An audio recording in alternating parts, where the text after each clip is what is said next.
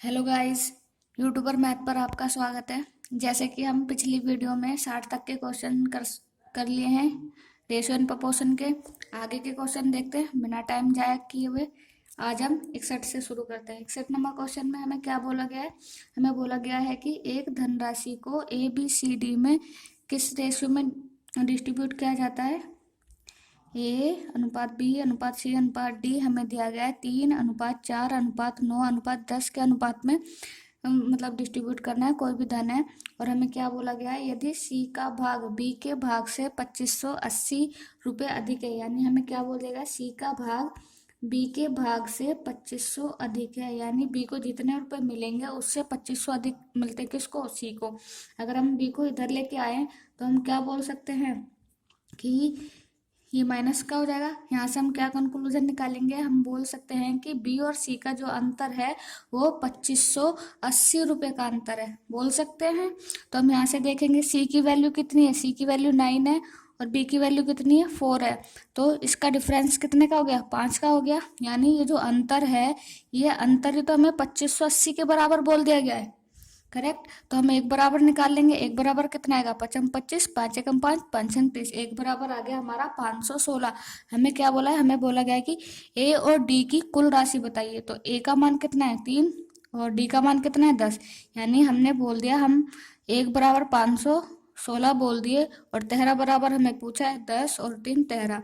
तो 13 बराबर हम निकाल देंगे, इसको 13 से इंटू कर देंगे तो हमारा आंसर आ जाएगा 6708 रुपये। यानी जो बी को मिलेगा वो 6708 रुपये मिलेगा, करेक्ट।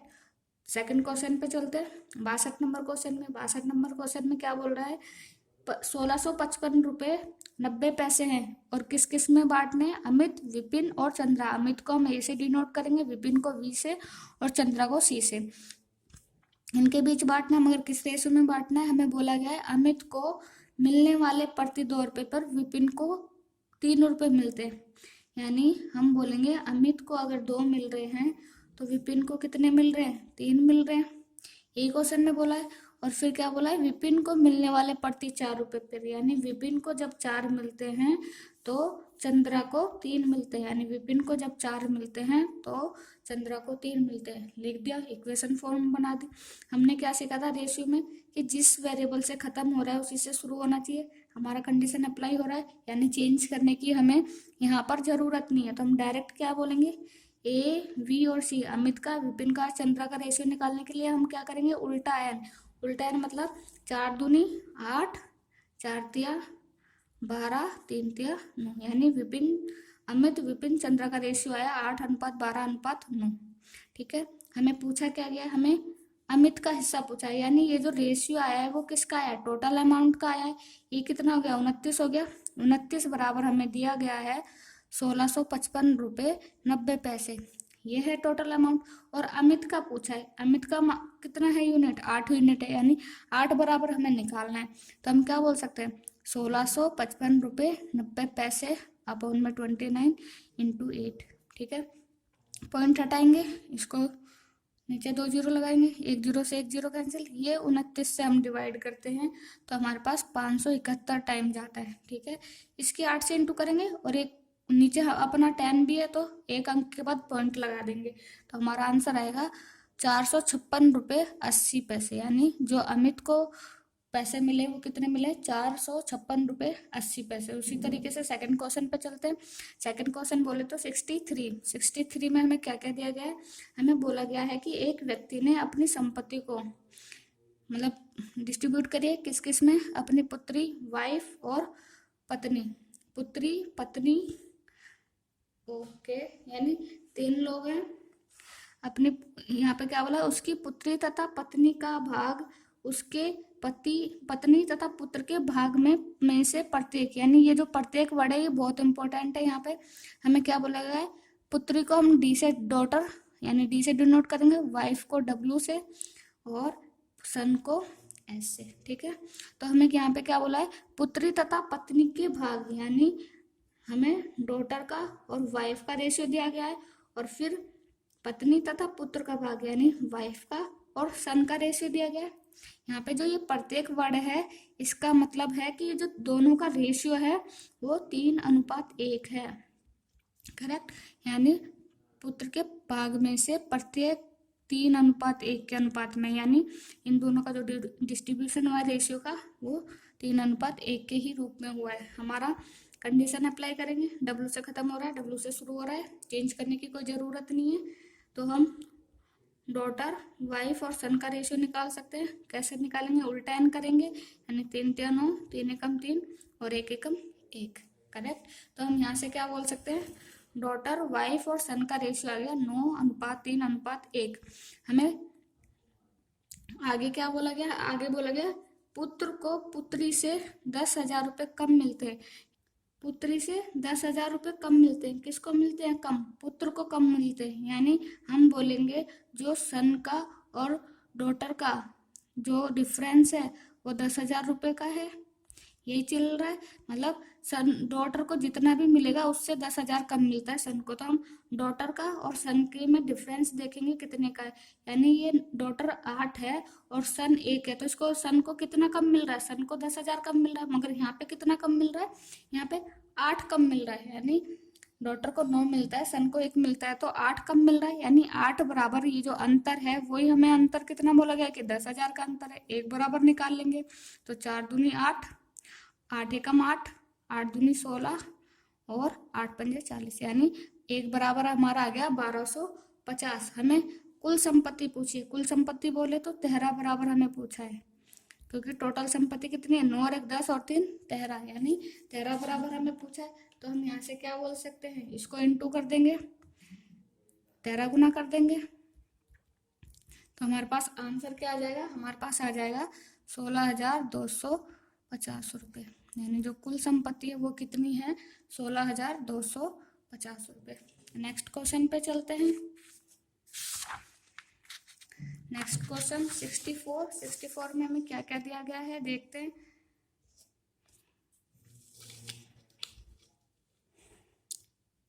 सिक्सटी फोर में हमें बोला गया 750 रुपये हैं, वो ABC में इस प्रकार बांटा गया है कि A/B हमें 5:2 बोला गया है और B/C हमें 7:13 बोला गया है। हम यहाँ पे B से खत्म हो रहा है, B से शुरू हो रहा है, कोई चेंज करने की जरूरत नहीं है, डायरेक्ट B/C निकाल देंगे। कैसे?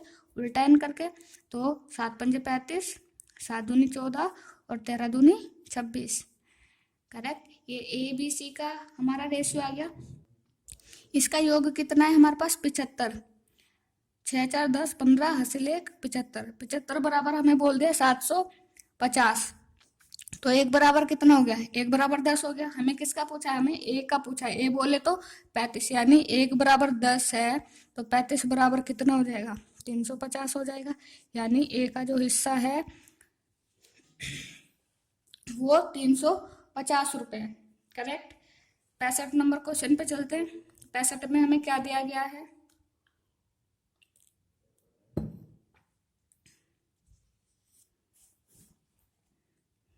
पैंसठ में हमें बोला गया है 530 रुपये को ABC में इस प्रकार वितरित करना है कि A को B से 70 रुपये अधिक मिलते हैं, यानी A को B से 70 रुपये अधिक मिल रहे हैं, यानी B को जितना भी मिलेगा उससे 70 अधिक मिल रहा है B को। ये वाली लाइन को हमने इक्वेशन फॉर्म में लिख दी। फिर हमें क्या बोला गया है? B को C से 80 रुपये मिलते हैं, अधिक मिलता है, यानी B को C को जितना भी मिल रहा है उससे 80 रुपये अधिक मिलता है, तो लिख दिया। ठीक है, यहाँ से हमारे पास B की वैल्यू ये आ गई। इसमें हम B की वैल्यू रख सकते हैं A वाली क्वेश्चन में, तो हम रखेंगे तो C + 80 + 70 हो जाएगा हमारे पास, और A का मान क्या हो जाएगा? C + 150। करेक्ट। अगर हम मान लें लेट्स C बराबर X है, ठीक है, तो हम यहाँ से क्या बोल सकते हैं? A + B + C में हमें कितने रुपए डिस्ट्रीब्यूट करने? 530 रुपये डिस्ट्रीब्यूट करने। X C बराबर हमने X मान लिया और B की वैल्यू हम यहाँ पे लिख सकते हैं, X लिख देंगे C की जगह, तो B की वैल्यू कितनी हो जाएगी? X + 80 हो जाएगी। उसी तरीके से A का मान रखेंगे, वो क्या हो जाएगा? X + 150 हो जाएगा। तो ये किसके बराबर होगा? ये 530 के बराबर होगा। तो हम यहाँ से क्या बोल सकते हैं? 3x बराबर ये कितना हुआ? 230। इधर लेके जाएंगे माइनस का हो जाएगा, कितना बचेगा? 300 बचेगा। तो x बराबर क्या हो जाएगा? 100। यानी x बराबर हमने 100 निकाल लिया। फिर हमें किसी की भी वैल्यू पूछे तो हम बता सकते हैं a को कितना मिलेगा, a की जगह x की जगह x हमने किसको माना था, c को माना था, तो x बराबर c हो गया, यानी c की वैल्यू 100 रख देंगे, हमारे पास सबका मान आ जाएगा। यहाँ पे 100 रखेंगे तो हमारा a का मान कितना आएगा, 250 हो जाएगा। उसी तरीके से यहाँ पे c का मान रखेंगे तो b का मान कितना हो जाएगा, 180 हो जाएगा। हमें क्वेश्चन में क्या पूछा है, अनुपात पूछा है, तो हम बोल देंगे a अनुपात b अनुपात c क्या होगा, a का मान 250 है, b का मान हमारे पास 180 है और c का मान 100 है। तो 0 से 0 0 कैंसिल, हमारा रेशियो क्या आएगा, 25 अनुपात 18 अनुपात 10। ठीक है, नेक्स्ट क्वेश्चन पे चलते हैं, 66 नंबर क्वेश्चन। उसमें हमें क्या बोला गया है देखते हैं। हमें बोला गया एक व्यक्ति 3,30,000 रुपये पुत्री, पत्नी और पुत्र में डिस्ट्रीब्यूट करता है। किस तरीके से डिस्ट्रीब्यूट करता है वो देखते हैं। पुत्री का 1/2 भाग, यानी पुत्री का 1/2 भाग, पत्नी का W से डिनोट कर देंगे 1/4 भाग, और पुत्र का यानी सन का 1/5 भाग परस्पर बराबर है। तो हम क्या कर देंगे, इसको बराबर कर देंगे। ठीक है, अब हम यहाँ से डी यानी डॉटर, वाइफ और सन का रेशियो निकाल सकते हैं। हमने क्या सीखा था, जब ऐसे इक्वेशन इक्वस टू में दी गई हो और हमें इनटू में कुछ दिया गया हो, तो जो इनटू में होता है, या बोल दो कि गुणनखंड में जो वैल्यू होती है वो जस्ट उल्टी हो जाती है, जस्ट अपोजिट हो जाती है। तो 1/2 का उल्टा क्या होता है, 2 होता है। 1/4 का अपोजिट क्या होता है, 4 होता है। 1/5 का अपोजिट क्या होता है, 5 होता है। करेक्ट, ये हमारा रेशियो आ गया DWS का। और हमें क्या बोला गया, कुल संपत्ति हमें बोल दी गई कि इतनी है, कितनी, 3,30,000। तो हम यहाँ पे क्या बोलेंगे, 4 9 2 11, यानी 11 बराबर हमें 3,30,000 कुल संपत्ति बोल दी गई है। हमसे पूछा क्या गया है, हमसे पुत्री का भाग पूछा है, यानी पुत्री डॉटर, यानी 2 गुना 1 बराबर हम निकाल लेंगे 11 3 33 और ये 4 0। 1 बराबर हमने बोल दिया कि 30,000 होता है, तो 2 बराबर कितना हो जाएगा, वो हो जाएगा 60,000। 2 गुना कर देंगे तो हमारा जो डॉटर का आया वो कितना आया, 60,000 आ गया। करेक्ट, नेक्स्ट क्वेश्चन पे चलते हैं। 67 नंबर क्वेश्चन। 67 नंबर क्वेश्चन में हमें क्या दिया गया है और क्या क्वेश्चन निकालने में बोला गया है देखते हैं। हमें बोला गया है किसी धन को ABC में डिस्ट्रीब्यूट करना है और उनका जो रेशियो है, किस रेशियो में डिस्ट्रीब्यूट करना है, वो है 3:5:7 के अनुपात में डिस्ट्रीब्यूट करना है। और हमें बोला गया कि C का भाग A के भाग से 1600 अधिक है, यानी हम यहाँ पे डायरेक्ट बोल सकते हैं C और A में जो अंतर होगा वो 1600 रुपये का होगा। या फिर हम लिख लेते हैं, हमें क्या बोला गया, C का भाग A के भाग से 1600 अधिक है, तो हमने 1600 अधिक कर दिया। A को इधर लेके आएंगे तो अंतर पता चल जाएगा कि दोनों में अंतर कितने का है, अंतर 1600 का आ गया। आप जब क्वेश्चन की प्रैक्टिस करेंगे ना, तो आपको ये 2 लाइनें लिखने की जरूरत नहीं पड़ेगी, आप डायरेक्ट समझ जाओगे कि C और A का जो अंतर आ रहा है वो 1600 रुपये है। तो देखते हैं, C का मान कितना है, 7 है, A का मान कितना है, 3 है, और इनका अंतर कितने का है, 4 का है। ये अंतर ही तो हमें 1600 बोल दिया कि इनके अंतर 1600 है, तो हम 4 बराबर 1600 लिख देंगे। 1 बराबर निकाल लेंगे, कितना हो गया, 1 बराबर 400 आ गया। और हमें B का पूछा है, यानी 5 बराबर पूछा है। 1 बराबर 400 है तो 5 बराबर कितना हो जाएगा, 2000 हो जाएगा। तो हम बोल देंगे B का जो हिस्सा है वो 2000 रुपये। करेक्ट, सेकंड पे चलते हैं। 68 नंबर क्वेश्चन। हमें बोला गया खर्च और बचत का जो रेशियो है वो 26:3 है, यानी एक्सपेंडिचर इज टू सेविंग का जो रेशियो हमें दिया गया है वो 26:3 दिया गया है। ये दिया गया, हमें मासिक वेतन बोल दिया गया है कि 14,500 है। हमारी इनकम क्या होती है, हमारी इनकम होती है जो हम खर्च कर देते हैं और जो हम बचाते हैं, उनका जो योग होता है वही हमारी इनकम कहलाएगी। कि जो हम बचत कर रहे हैं और फिर जो खर्च कर रहे हैं उनका योग हमारा इनकम होता है। हमारी वेतन में कैलकुलेट करेंगे तो हमें क्या बोल दिया है कि हमारा वेतन 14,500 रुपये। अगर हम इनकम निकालने के लिए इन दोनों का प्लस कर देंगे, यानी 29 बराबर हम 14,500 बोल सकते हैं कि ये मासिक आय होगी। 26 को और 3 को प्लस करेंगे तो हमारा इनकम का निकलेगा। तो हम बोल सकते हैं कि 29 बराबर हमें 14,500 दिया गया। और हमसे पूछा क्या, हमसे बचत पूछी है, यानी 3 बराबर पूछा है, तो 1 बराबर निकाल लेंगे। 29 पंजे कितना होता है, 145 होता है, 2 जीरो एज इट इज, यानी 1 बराबर हमारा 500 आ गया। हमें सेविंग पूछा है तो हम 3 बराबर निकाल देंगे, 3 बराबर कितना आ जाएगा, 1500, यानी उसकी जो बचत है वो कितनी हो जाएगी, 1500। नेक्स्ट क्वेश्चन पे चलते हैं, 69 नंबर क्वेश्चन। उसमें हमें क्या बोला गया है, देखते हैं। 69 में हमें बोला गया है कि 1470 रुपये को ABC में डिस्ट्रीब्यूट करने किस प्रकार से, देखते हैं। यानी 1470 रुपये को डिस्ट्रीब्यूट करना, मगर क्या बोला गया है, प्रत्येक के भाग में से 50 रुपये कम करने के बाद जो रेशियो है वो ये है, यानी जो A अनुपात B अनुपात C का जो रेशियो 1:3:2 दिया गया है, वो अनुपात कब निकलता है, जब ये अनुपात उस टाइम का है जब तीनों के मतलब हिस्से से 50-50 रुपये हम कम कर देते हैं। तो टोटल रुपए कितना है, 1470 रुपये। मगर ये जो रेशियो है वो 1470 रुपये डिस्ट्रीब्यूट नहीं हुए, इस वाले रेशियो में तो 50-50 कम डिस्ट्रीब्यूट हुए, यानी तीनों का 50-50 ऐड कर देंगे तो कितना आ जाएगा, 150 रुपये कम ऐड मतलब डिस्ट्रीब्यूट हुआ है। तो यहाँ पे क्या बोल देंगे हम, 1320 रुपये डिस्ट्रीब्यूट हुए हैं इस वाले रेशियो में, करेक्ट। तो 1320 रुपये कैलकुलेट करते हैं। यहाँ पे इनका सम कितना है, 3 2 5 और 1 6, यानी 6 बराबर हमें 1320 रुपये दिया हुआ है, 1 बराबर निकाल लेंगे, 6 दूनी 12, 6 दूनी 12, 1 0, करेक्ट।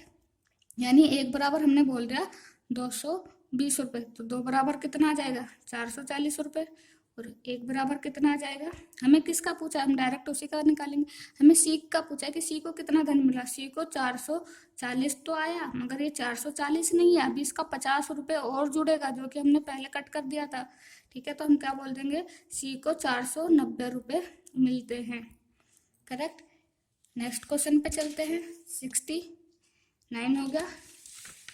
70 नंबर क्वेश्चन पे चलते हैं। 70 नंबर में हमें क्या बोला गया है, देखते हैं।